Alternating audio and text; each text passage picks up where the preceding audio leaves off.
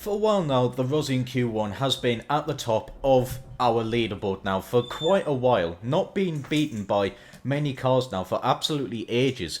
And I think it's about time that I try and find a car that might be able to give the Rossion a run for its money. And I might have an idea. And the car that I'm thinking of is this, the Ascari KZ1R. A car that's got a good amount of power, is fairly lightweight, and I'm hoping that it should be a very, very grippy car.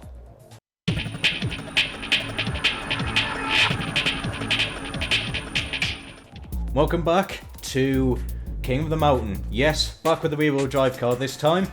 I'm hoping that the Ascari will actually do me quite well. I thought, right, okay, what could potentially work up Fujimi corridor? I'm needing someone that's fairly light and that'll be able to get good power into and things like that. So this came to mind immediately. No, I'm not going to put on a centrifugal supercharger. We can get on Mace tyres. I'm hoping it's not too heavy. Right, okay.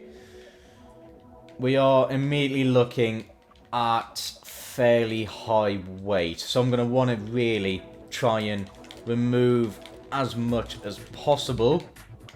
Okay, we're up to here. I can't put in an exhaust. You don't take off weight, but you add 12 horsepower. And I might be able to take out more weight with, like, the driveline. Actually, just before continuing, what are the rims saying? So if I head over to... where is it? Montanarbi.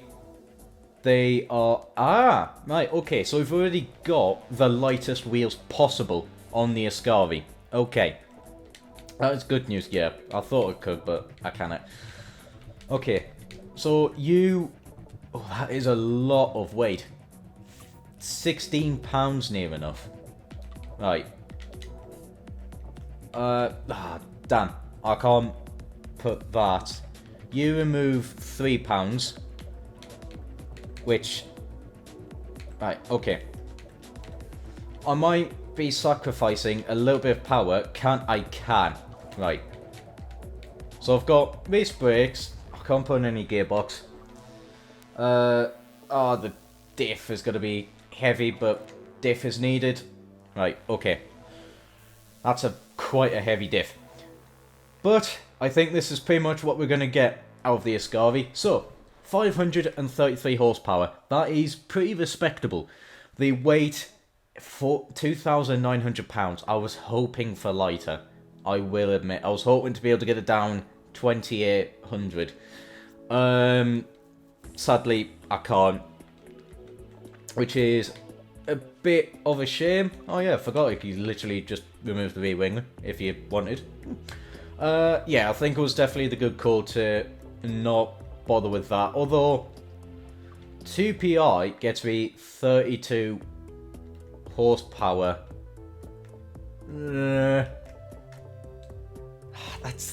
That's the annoying thing. That's a lot of power for 2PI. How much? Oh, hang on a minute. No, it's going to be more because obviously I've got the manifold, so it's actually going to be higher. So yeah, I don't think there's... yeah. Number T. I completely forgot about that. Anyways, right, this is the Ascari build. 533 horsepower, just under 3,000 pounds. I was hoping for less. 407 foot-pounds of torque. So we are more powerful than the Rossion, but we are heavier.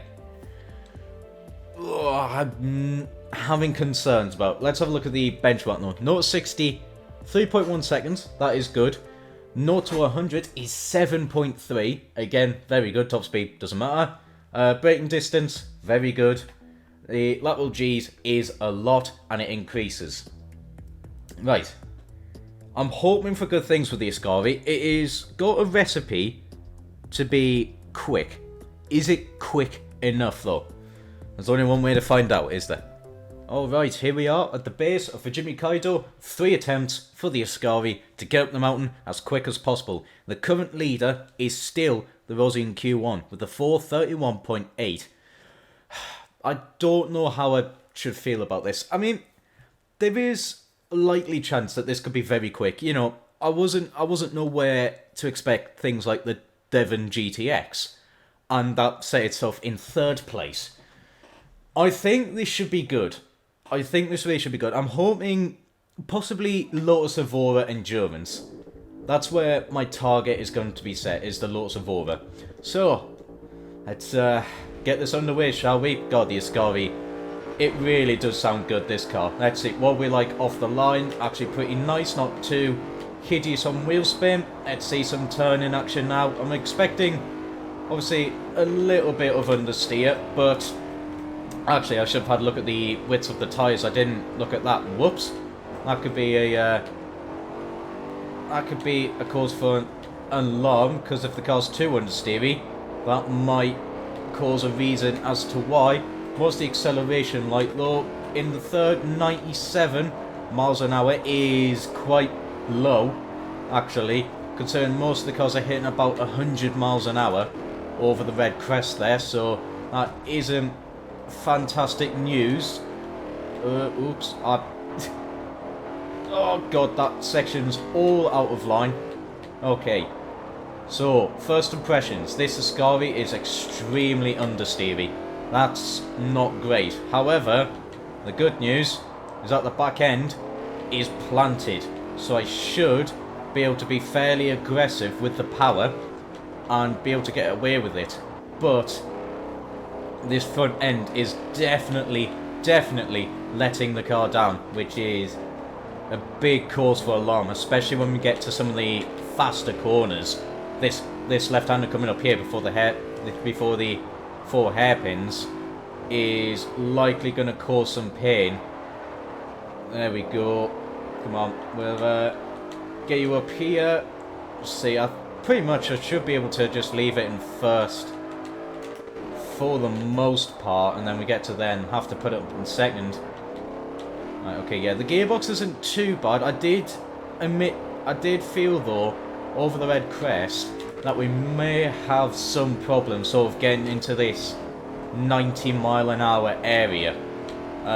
We might be sort of fighting the car a little bit there. Right, okay, it is flat out through the river chicane, no problem. 135 miles an hour there. Right, okay.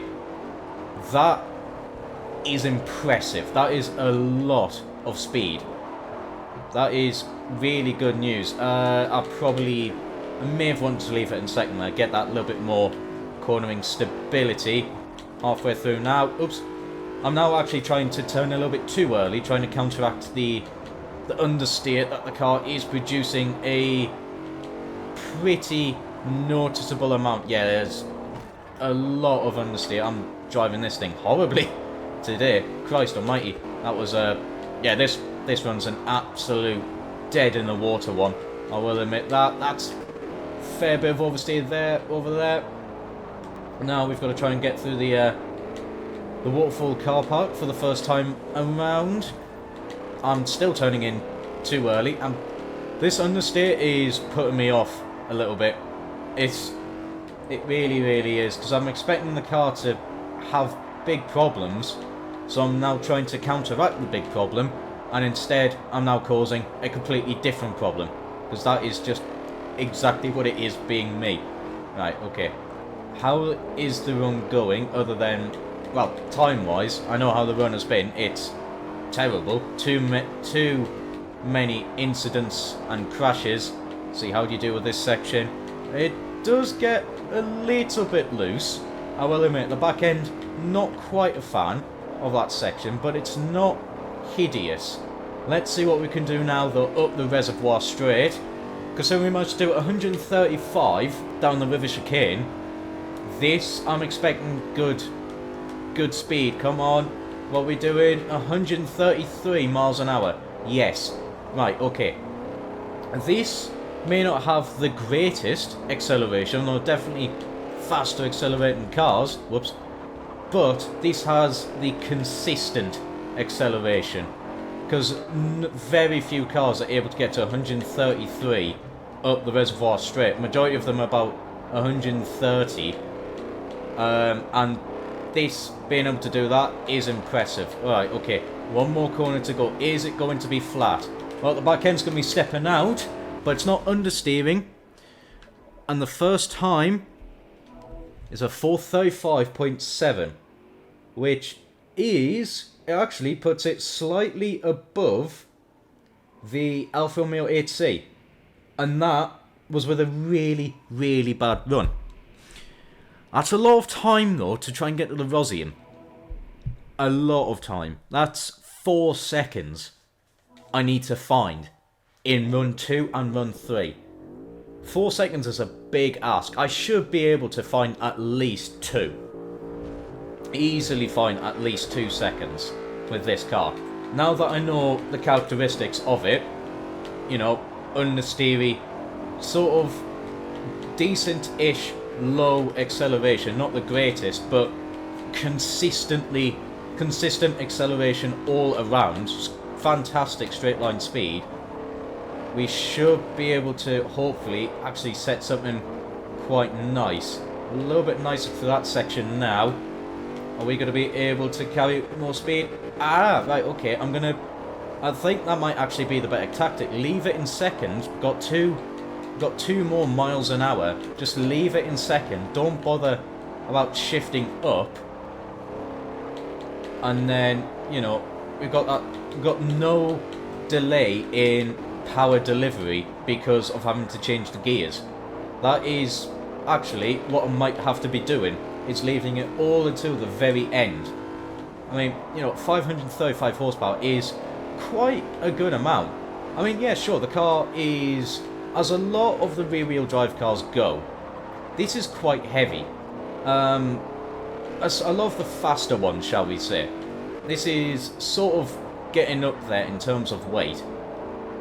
And the power, you know, is nowhere near what some of the cars have. I mean, what was it? We had, I think it was a Mustang with over 700 horsepower. That was absolutely terrible. You know, this is able to put its power down really damn well. I'll have to have a look at the tyre widths, see what they're saying, because I think if I looked at those, I probably would have a better indication of what this car was really going to be like to drive, because I was really not expecting just this much sort of laziness on the front end, trying to get through the corner. I think it's sort of eccentrified. I think it's sort of amplified, sorry, because of the rear end just being so planted. It's in a massively impressive top speed, no matter what. Just being able to do 234, 35 miles an hour down the River Chicane is nothing but fantastic. Got to get through now the 50% hairpin. I think probably, yeah, leaving it in second is a better call through that section. This is the risky run with the gearbox. Obviously, the gears in this car are fairly long. I'm not going out of third, which, you know, which can help. It can help a little bit with stability. You know, the Koenigsegg CC8S was a good example of this. That had really long gears, but it had fantastic stability, and the gears were that long. I actually pretty much did not have a single corner, other than probably the 50% hairpin, where I was having to fight the gearbox trying to get myself into a good gear. This I am having to a little bit, because first gear is quite good, you know, sort of being about 57 miles an hour, and second gear takes you all the way up to 99. That, with some of these corners, that is causing a bit of a problem, because I don't really want to shift down because I don't have enough rev range available in first gear, but the car might bog down a little bit when trying to actually get out of the corners. So it kind of swings and roundabouts there. I'm not really too sure where I'd want to change the gearbox. Probably a shorter second and a slightly longer first gear. I think that would probably be what I would change for this if I was able to tune the gearbox for this, I would definitely look at shortening gear 2 and lengthening gear 1. Or maybe just really lengthening gear 1, that's it. Right, come on though. That's issues for a different time. Well, the final corner now. What we doing? We have found... Ooh, we found a second. We're now into the 434.499. Okay, we're getting there. There's definitely, I think, a little bit of time. I'm surprised it's not been able to get... I mean, it's now... What?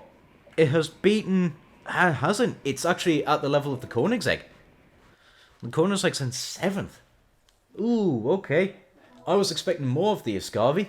I will admit. I really was expecting more, but... It really, surprisingly, it hasn't delivered. Which is a bit of a shame. It really hasn't delivered. Right, okay, we've got one more run though. This is for all the beans.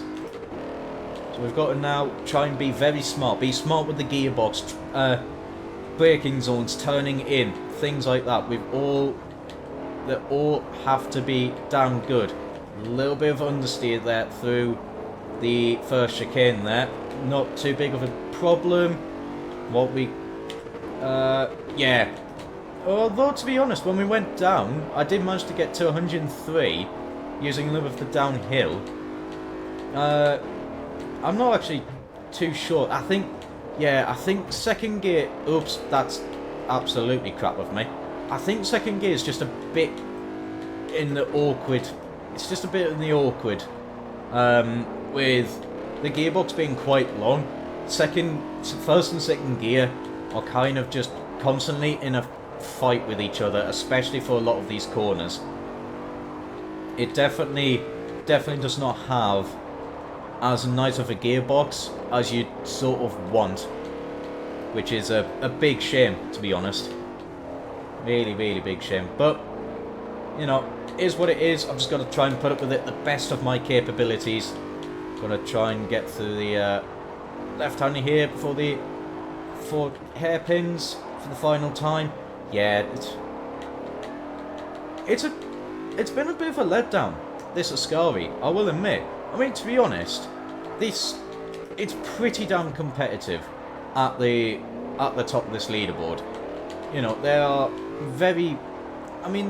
little bits of gaps, yes, but to get down into the 434s is nothing but impressive. For any car. Oh, that was a bit of a mistake, I will admit. I should have shifted earlier. That was scary. That was extremely scary.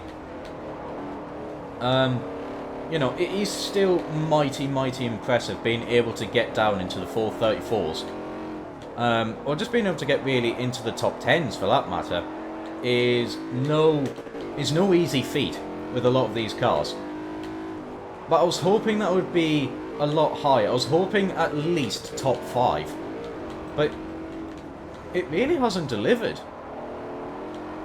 And I think really a lot of it just comes down to the understeer that this has, combined with a gearbox where you are definitely having to fight it a little bit. There are definitely instances where the gearbox is having a problem. Right, okay, around the Waterfall car park though for the final time. Yeah, I mean, we had that big crash early on, I've no idea, and we had the big oversteer moment heading up towards the river chicane. I don't know how this run is faring. Yeah, I can... Yeah, that's sort of... It's sort of where it is. Oh, Christ. Yeah, it's just... I don't know. Oh, Christ almighty. A little bit of a sideways moment over just a small crest there. Was really not being expecting to be caught up by that, but I did a little bit. Okay, come on. Hairpin now onto the reservoir straight. Final time. This is where the Ascari is so strong. Is the fact that straight line speed is so goddamn good. Come on. Because I'm not having to change gears at all. I could just leave it in third, and all of that time is just, well, other than obviously getting onto the reservoir straight, but pretty much all of that time up there is just accelerating. No pause and delay of power, which is a very, very good thing. I'm going to put you down to first. Come on. We've just got a few more corners to go. I'm clipping the walls. I think that actually scrutinised the run a little bit. That's caused a problem. Go! I could have went quicker if I didn't hit the wall. Ah, bollocks. I did go faster. In fact, the car with a 433.849 has beaten the M1. It has beat the BMW M1. I don't think it was enough to beat the Devon, but it's an impressive car. I was just expecting more, sadly. But I've said it'd beat the BMW M1, but where's I put it on the leaderboard? Let's get discussing that right now. So, despite me saying I was disappointed with the Ascari's performance, it got 4th. It beat the BMW M1 by roughly a 10th, which is mighty impressive. Absolutely fantastic going for the Ascari. And, you know, I do have to take some of my words back about saying, you know, that the car was a bit disappointing. I was expecting more from it. Because, you know, a 433 is very prestigious in this series. Only a few cars, only the top, well, 7 now, are in a 433. So that was mighty impressive, yeah, from the Ascari.